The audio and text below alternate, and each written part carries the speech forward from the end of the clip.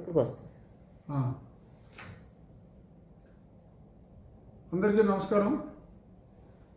Mini రచ్చబండకి స్వాగతం. ఈరోజు ముఖ్యంగా ఒక 3 అంశాలు క్లుప్తంగా మాట్లాడుకుందాం.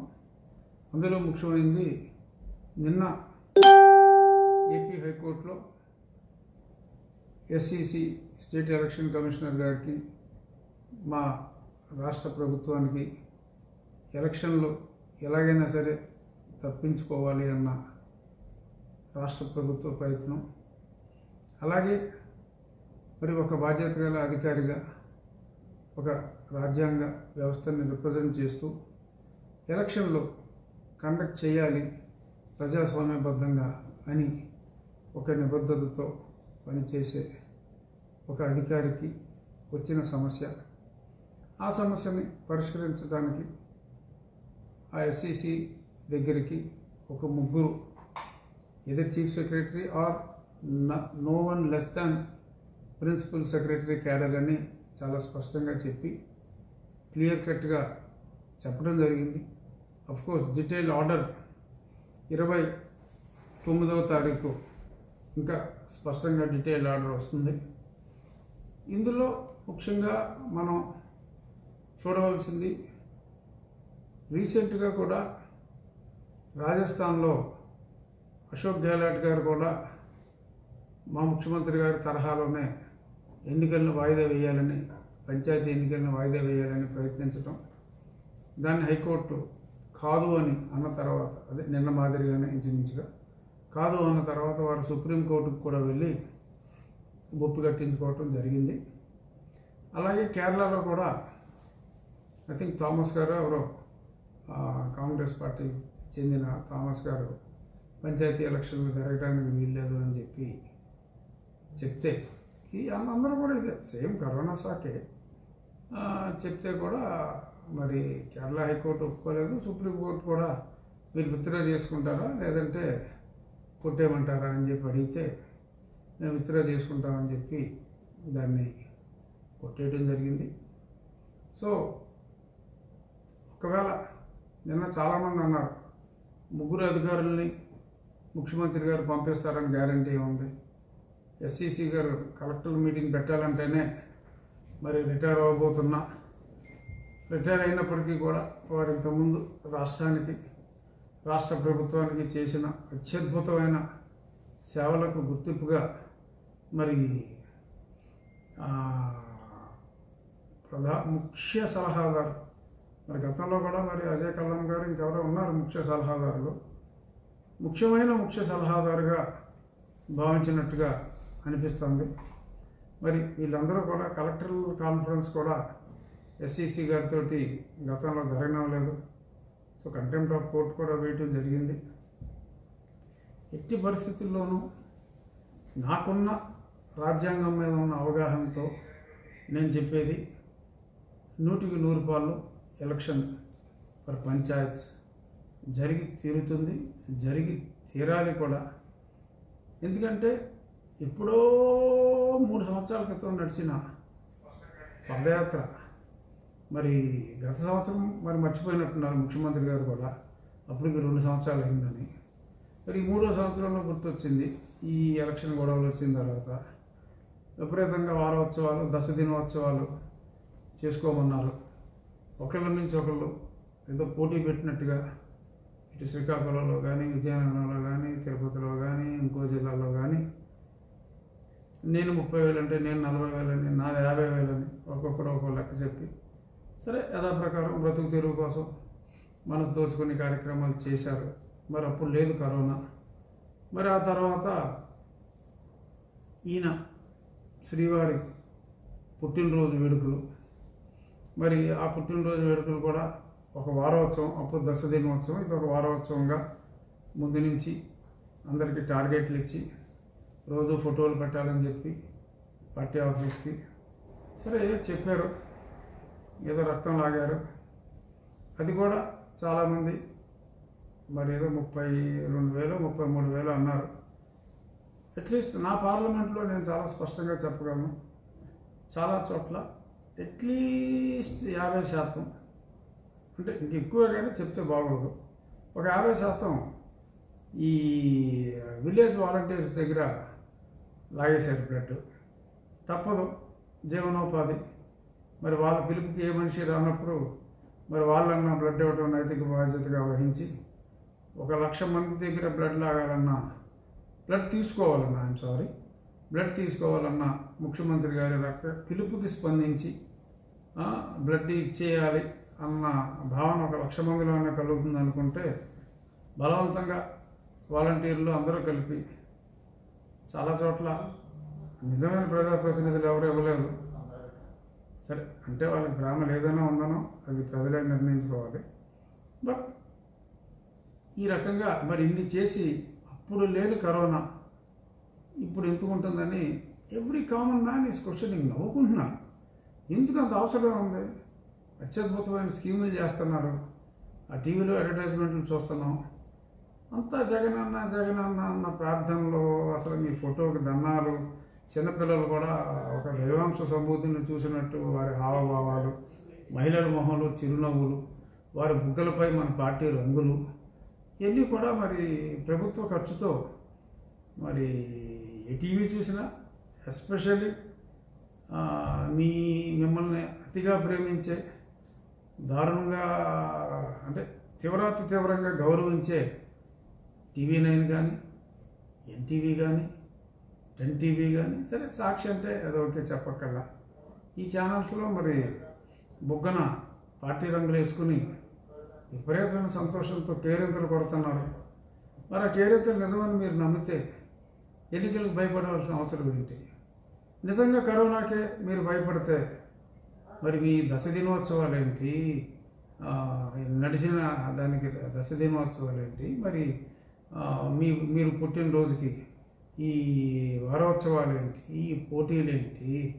మరి తిరుపతిలో నిన్ననే నా సోషల్ మీడియాలో కూడా పెట్టా, సుమారు ఒక 25,000 మందిని మాస్కులు లేకుండా ఒకరి మీద ఒకరు పడి చూడబోతే, మరి ఒకవేళ అసలు కరోనా లేకపోతే ఎలాగైనా ఎలక్షన్ జరిగిపోతాన్న భయంతో కరోనా వ్యాప్తి కోసమే ఇవన్నీ కూడా చేస్తున్నారా అన్న కామెంట్లు కూడా వినిపిస్తున్నాయి.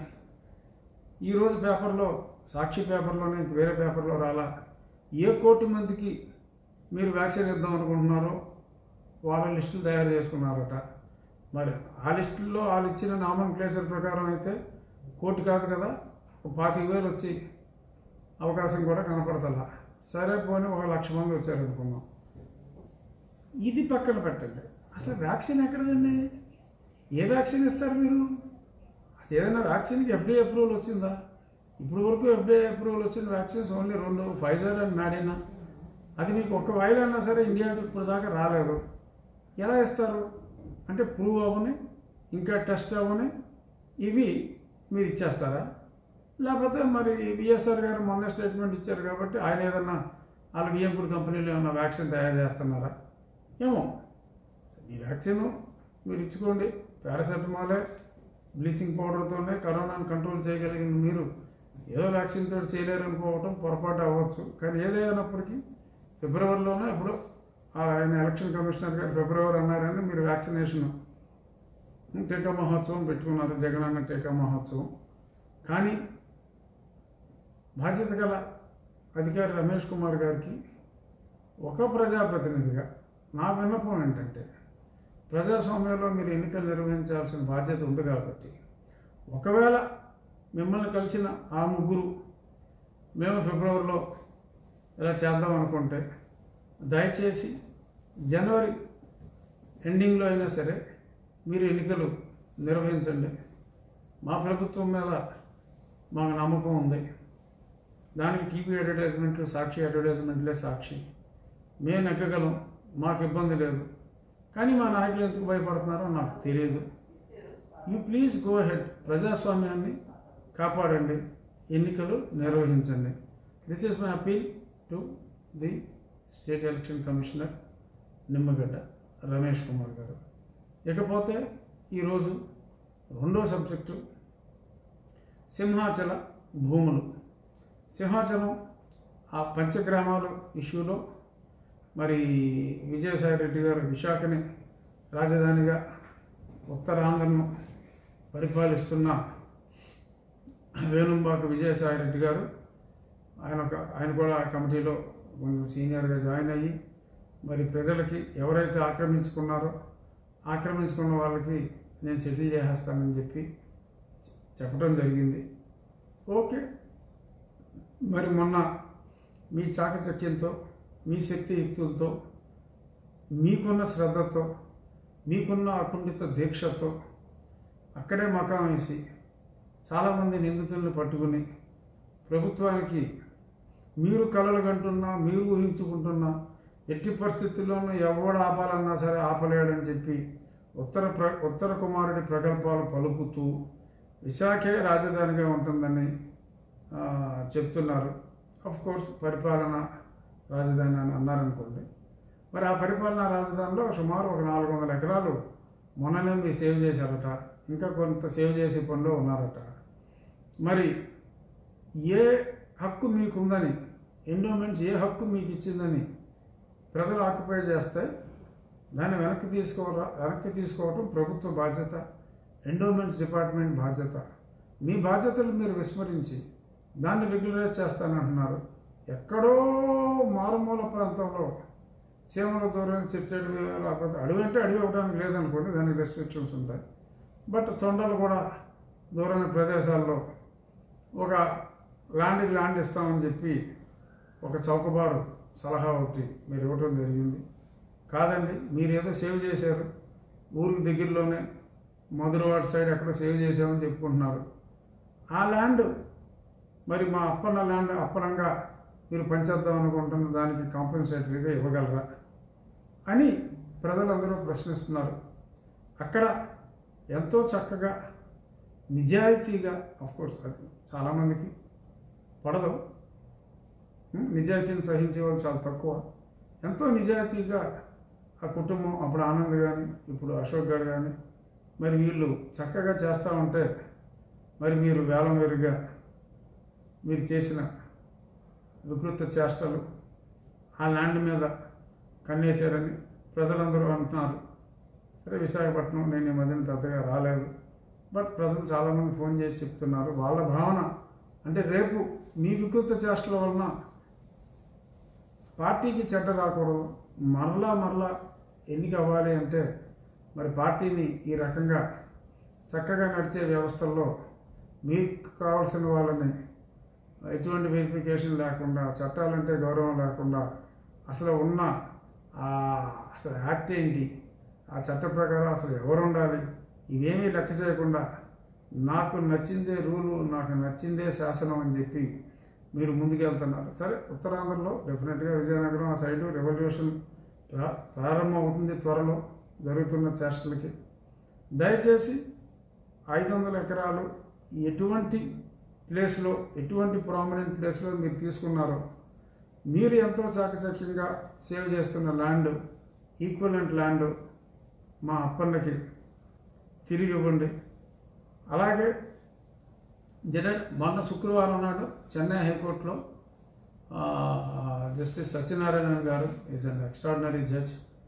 ఆయన చాలా స్పష్టంగా మీకులాగానే మరి దేవాలయ భూములు ఆక్యుపై చేసుకుంటే ఇచ్చేద్దామన్న ఎలక్షన్లు వస్తున్నాయి కాబట్టి ఓట్ల కోసం ఇచ్చేద్దాం అనుకుంటున్నా ఆల్ ఇండియా ద్రవిడ మున్నేట్ర కలగం పార్టీకి మరి ఒక షాక్ లాగా ఒక స్టే ఇవ్వటం జరిగింది. మీరు పరిరక్షకులు, మీరు రక్షకులు ఇలాగ భక్షకులుగా మారటానికి వీల్లేదని. అలాగే పెద్దలు రజనీకాంత్ గారు కూడా ఆయన వన్ ఆఫ్ ది మెయిన్ ఎజెండాగా దేవాలయాల్ని ప్రభుత్వ పరిధి నుంచి నేను తప్పించేస్తాను, ఆయన ప్రభుత్వంలోకి వస్తే నేను తప్పిస్తాను, దేవాలయాల ఆస్తుల్ని కాపాడుకోవాలి అని చెప్పి చాలా స్పష్టంగా చెప్పడం జరిగింది. అలా మీరు ఏదన్నా మంచి నిర్ణయం తీసుకుంటే తీసుకోండి, అంతేగాని ఎవరెవరినో వంశపారంపర్యంగా దానం ఇచ్చిన వాళ్ళకి సంబంధం లేకుండా ఎవరినో మీకు నచ్చిన వాళ్ళని తీసుకొచ్చి చట్టాల్లోనేమో ఫ్యామిలీ పురుషుడు ఉండాలని చెప్పుకుంటే మీరు ఒక స్త్రీని తీసుకొచ్చి మీ ఇష్టం వచ్చినట్టుగా మీరు చేసుకుంటున్నారు.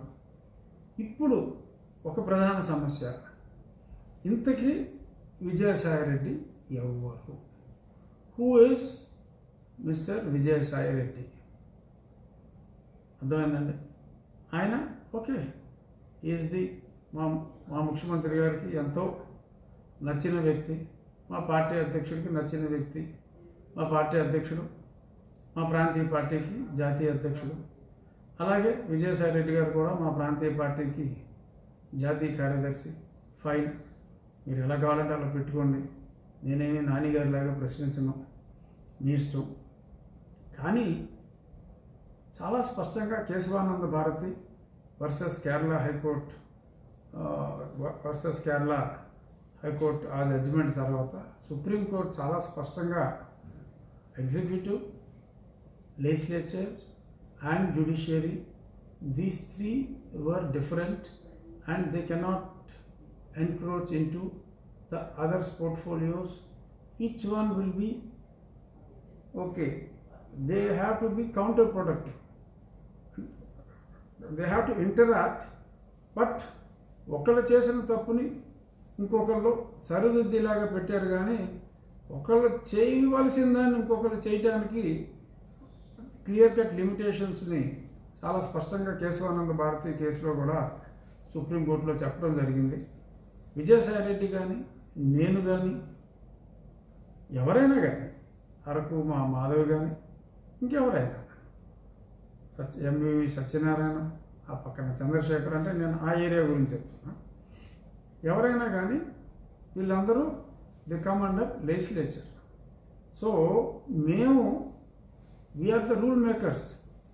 మేము చేసిన రూల్ని ఎగ్జిక్యూటివ్ హ్యాస్ టు ఇంప్లిమెంట్. ఇందులో మేము రూల్ అయిన కాన్స్టిట్యూషన్కి వ్యతిరేకంగా చేస్తే జ్యుడిషియరీ కెన్ ఇంటర్వ్యూన్.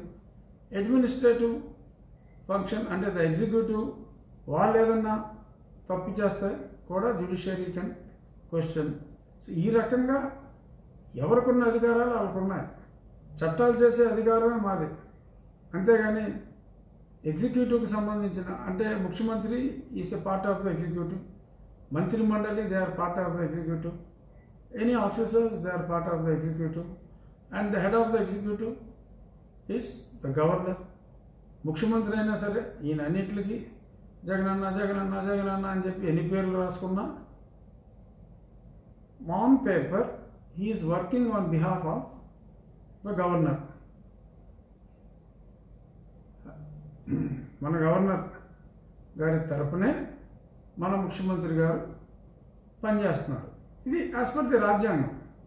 సరే, అలా పనిచేస్తున్న సంగతి ఆయనకు కూడా తెలుసో తెలీదో నాకు తెలీదు, బట్ రాజ్యాంగం ప్రకారం అంతే. Is working on behalf of the governor. ఆయన తరపున మంత్రిమండలి పనిచేస్తుంది. మంత్రిమండలి they are all part of executive.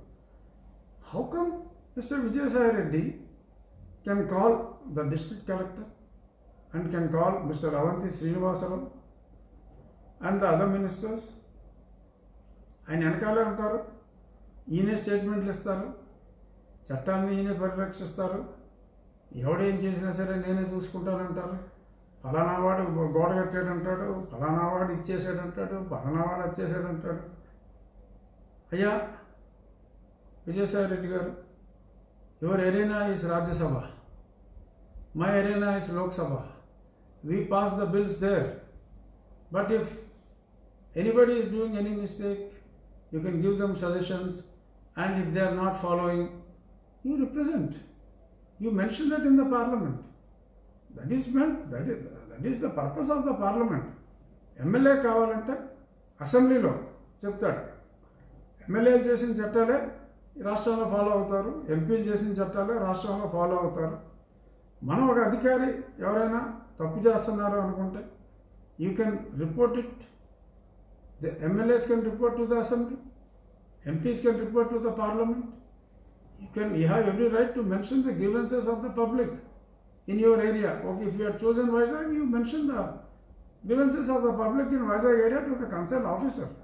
But you are not an authority. Neither you are an authority, nor I am an authority, or no one has got the authority to give you an authority to do like this. ముఖ్యమంత్రి గారికి మీరు కుడి చెయ్యో ఎడమ చెయ్యో ఇంకేదో అయ్యారు అనుకుంటే దానికి ఆయనకున్న హక్కు ఏంటంటే ఓకే మిమ్మల్ని ఒక ఎమ్మెల్సీగా చేయొచ్చు, ఆయన కౌన్సిల్ రద్దు చేయాలన్న ఆలోచన లేకపోతే లేదు ఇంకెవరినైనా రాజీనామా చేయించి ఎమ్మెల్యే చేసి మిమ్మల్ని మంత్రివర్గంలో తీసుకోవచ్చు. ఓకే, ఉప ముఖ్యమంత్రి ఏరియా వైజ్ డివైడ్ చేసుకుని మీకు ఉత్తరాంధ్ర అప్పచెప్పానండి, అప్పుడు ఈ స్టేట్మెంట్లు ఇవ్వండి. అంతేగాని ఒక ఎంపీగా మీరు ఈ రకంగా ఇంటర్ఫియర్ అయిపోవటం, మరి లేదు మిమ్మల్ని ఏదైనా చైర్మన్ ఇచ్చి ఒక హోదా ఇస్తే మరి గతంలో కూడా మరి ఢిల్లీలో పోస్టు ఇచ్చి మళ్ళీ ఆపేయడం జరిగింది. ఎందుకంటే ఆఫీస్ ఆఫ్ ప్రాఫిట్ అని చెప్పి మళ్ళీ ఉన్న ఎంపీ పోయి ప్రమాదం ఉంది కాబట్టి ఆపారు. So either be a part of the legislature or either you be a part of the executive by becoming an MLA or MLC or by resigning to MP. But అంతే తప్ప రాజ్యాంగేతర శక్తిగా మీ ఇష్టం మీరు స్టేట్మెంట్లు ఇస్తే ప్రజలు గ్రహిస్తారు. అది ప్రభుత్వానికి కూడా అంత మంచిది కాదు. ఎందుకంటే ప్రజలు ఇవాళ కాకపోతే రేపైనా ప్రభుత్వం వేరు, పార్టీ వేరు, అలా పత్రం చలాయించడం మంచిది కాదు అన్న సంగతి తెలుసుకుంటారు. ఇక ఈరోజు చివరగా ఒకే ఒక ఇష్యూతో ముగిస్తున్నాము. సర్దార్ గౌతు లచ్చన్న గారు, ఆయన ఎంత గొప్పవాడో మరి మా చీదిరి అప్పలరాజు గారికి తెలుసో తెలీదో. ఆయన ఎంబీబీఎస్ చదువుకున్నారు. He might be knowing physiology, he might be knowing anatomy, all those things very well. But మరి ఒక విజ్ఞత గల డాక్టర్ ఈ రకంగా చరిత్ర తెలియకుండా మరి సర్దార్ గౌతు లచ్చన్న గారు అంటే ఆయన మామూలు వ్యక్తి కాదు. 1948లోనే ఉమ్మడి మెడ్రాస్ రాష్ట్రంలోనే ఆయన విశాఖపట్నం నుంచి ఎమ్మెల్యేగా ఎన్నికయ్యారు. తర్వాత ఆంధ్ర రాష్ట్ర అవతరణ కోసం ఎంతో పాటుపడ్డారు. 53లో కంటిన్యూస్గా 83 వరకు ఆయన ఎమ్మెల్యేగా నెగ్గుతూనే ఉన్నారు. ఒకసారి డైరెక్ట్గా ఒకేసారి ఎమ్మెల్యేగా ఎంపీగా కూడా ఆయన రంగా గారి పార్టీలో వీళ్ళిద్దరూ కూడా ఫౌండర్స్. మరి ఎంపీగా కూడా ఎన్నికై ఆయన ఎమ్మెల్యేగా ఉంచుకుని రంగా గారి కోసం ఎంపీ సీట్ని త్యాగం చేసిన గొప్ప వ్యక్తి. అలాగే గీత కార్మికుల హక్కుల కోసం ఉన్న మంత్రి పదవి కూడా ఆ రోజుల్లోనే ఆయన రాజీనామా చేసి బీసీ నాయకుడు ఎవరన్నా అంటే రాష్ట్రంలో సర్దార్ గౌతు లచ్చన్న అని ఎంతోమంది ప్రజలు చెప్పుకుంటారు. అటువంటిది మరి మీ బీసీ కులానికి మరి మీకేం ప్రాబ్లం వచ్చిందో అప్పలరాజు గారు, మీ మాటల వలన ప్రజల హృదయాలను గాయపరుస్తున్నారు, పార్టీకి చాలా చెడ్డ పేరు తీసుకొస్తున్నారు. ఎందుకంటే ఇప్పుడు బీసీల మనుషులు సరే ఉద్యోగాలన్నీ ఒక సామాజిక వర్గానికి ఇచ్చుకుంటున్నారు, పెద్ద ఉద్యోగాలు, ఏదో చిన్న చిత్తగా ఉద్యోగాలన్నా ఏదో ఒకటి బీసీకి ఒకటి ఎస్సీకి ఇస్తున్నారు.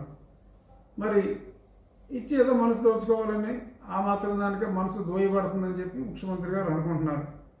కానీ ఇవాళ మీరు ఇచ్చిన ఈ స్టేట్మెంట్ వలన సర్దార్ గౌతు లచ్చన్న గారి విగ్రహాన్ని అక్కడి నుంచి తీసేస్తానని చెప్పి మీరు ఇచ్చిన స్టేట్మెంట్ వలన